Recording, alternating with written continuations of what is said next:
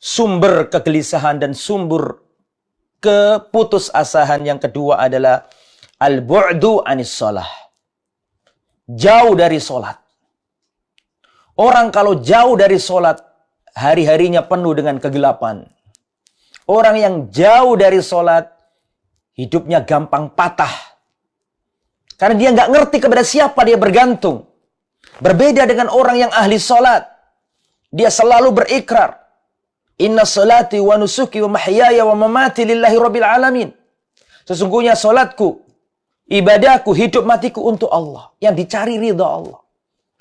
Hatinya akan tenang ketika membaca ayat-ayat Allah. Maka orang yang suka sholat, dia akan dihindarkan dari keputusasaan. Tapi kalau orang nggak pernah sholat, tidak pernah bergantung, berdoa kepada selain Allah. Kalau kena musibah, bingung, down. Dia jatuh, tidak ada yang bisa menolong dirinya. Bahkan dia nggak ngerti cara menyelesaikannya. Karena dia bukan ahli sholat. Ketika kena musibah, gelap dunianya. Nggak ngerti bagaimana cara berdoa. Bagaimana mendekatkan diri kepada Allah. Adapun ahli sholat, dia dekat kepada Allah. Hatinya akan tenang kepada Allah. Makanya kalau kena musibah, di antara nasihat ilahiyah adalah wasta'inu bis-sabri was-shalah. Minta tolonglah kepada Allah bis-sabri dengan sabar dan sholat. Orang kalau ahli sholat tidak gampang putus asa. Justru sholatnya menjadikan dia lebih optimis.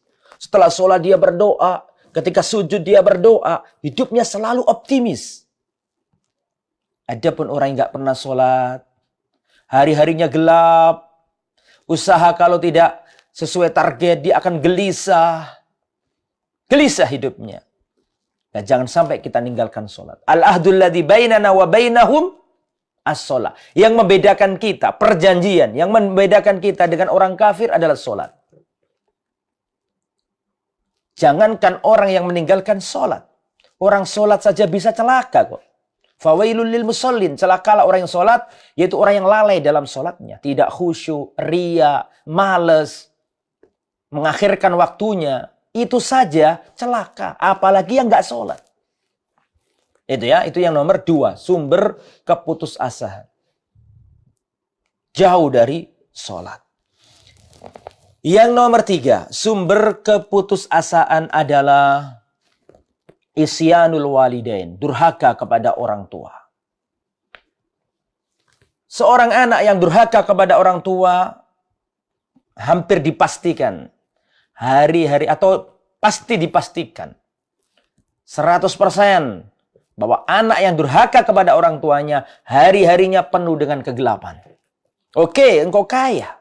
Oke, jabatanmu tinggi, tapi yakin hidupmu nggak akan tenang.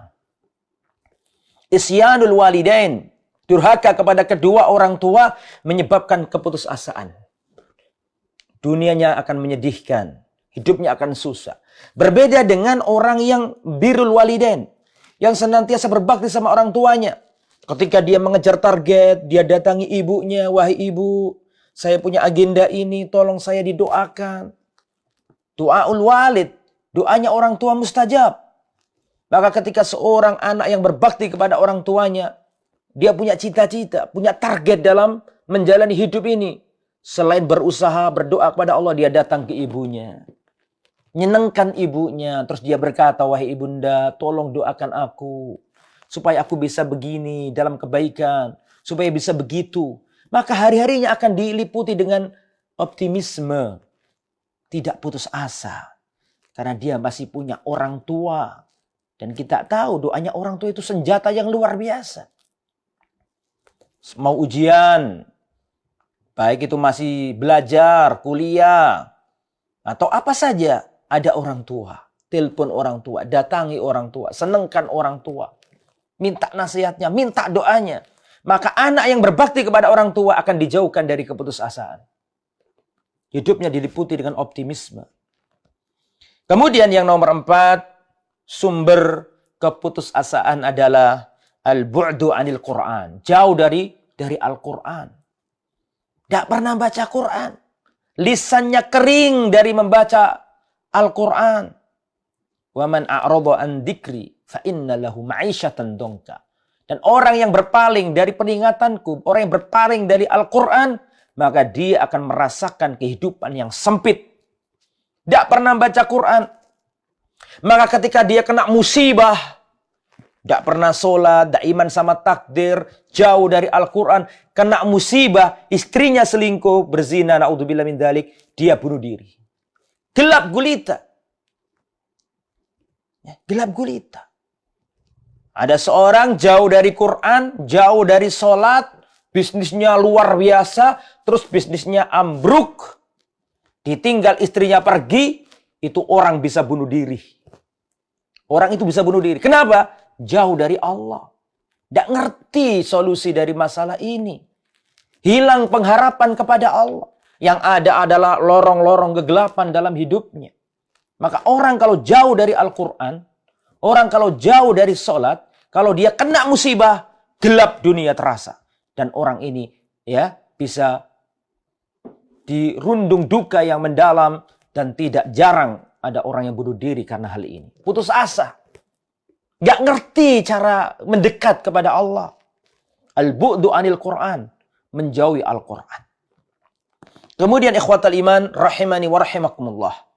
Di antara yang nomor 5 sekarang, yang terakhir, sumber kegelisahan dan sumber keputusasaan adalah musahabatu julasa isu. Yaitu berteman dengan orang-orang yang rusak. Berteman kepada orang-orang yang rusak menyebabkan dirinya putus asa. Seakan-akan gak ada harapan menjadi orang baik. Maka pilihlah teman-teman yang baik. Teman-teman yang mendukungmu dalam ketaatan. Teman itu penting. Makanya dalam orang Arab mengatakan as-sahib sahib. Teman itu sahib. As-sahib sahib. Teman itu akan menarik. Kalau temannya baik, ikut baik. Kalau temannya rusak, akan ikut jadi rusak. Masih ingat? Orang yang membunuh 99 nyawa. Dalam kitab Riyadhus Shalihin, bab tobat. Dan ini adalah cerita yang sering kita dengarkan. Ya, ada orang membunuh 99 nyawa. Hati kecilnya dia ingin bertobat. Maka dia datangi orang yang ahli ibadah. Lalu ditanyakan kepadanya, apakah orang ini bisa tobat? Dia sudah membunuh 99 nyawa. Dia telah membunuh apa? 99. Artinya orang ini optimis, tidak putus asa. Dia ingin tobat.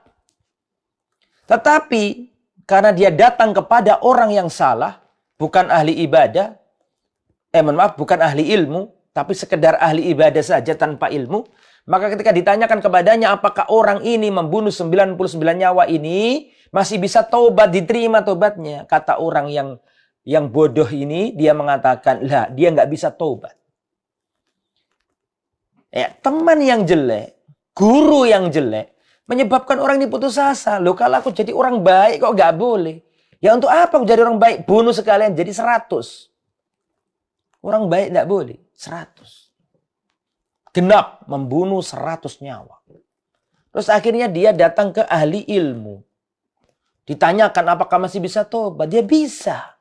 Allah menerima tobat dari hamba-hambanya. Tapi ada syarat yang harus dia kerjakan. Apa itu? Tinggalkan negerinya yang jelek. Pindahlah ke negeri yang baik. Dan sembahlah Allah dengan orang-orang baik di sana. Penting. Teman yang baik itu penting. Karena kalau masih dalam lingkaran-lingkaran orang yang rusak, dia akan putus asa, merasa nggak ada tobat lagi.